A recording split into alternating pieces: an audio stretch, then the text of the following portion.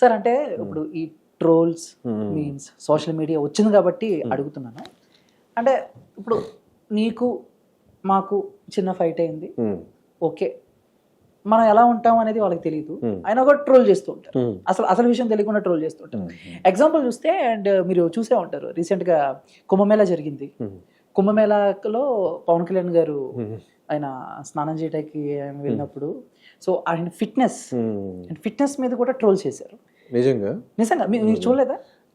పవన్ కళ్యాణ్ గారు వెళ్ళారు, అది నేను చూసాను, అంటే చూడలేదు. ఇప్పుడు మామూలుగా అక్కడికి వెళ్ళినప్పుడు మనం షర్ట్ తీసి స్నానం చేస్తాం. ఆయనకి కొంచెం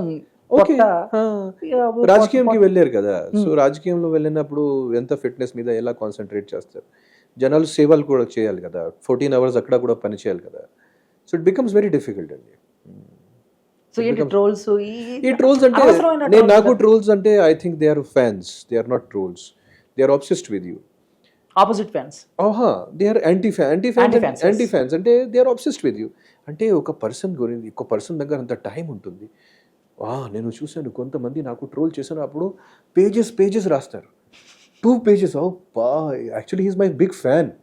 నా గురించి ఒక 2 pages ఈ బూత్ మాటలు, ఈ అబ్యూజెస్ పెట్టారు. బాబా ఎంత టైం ఉంది ఆయన దగ్గర.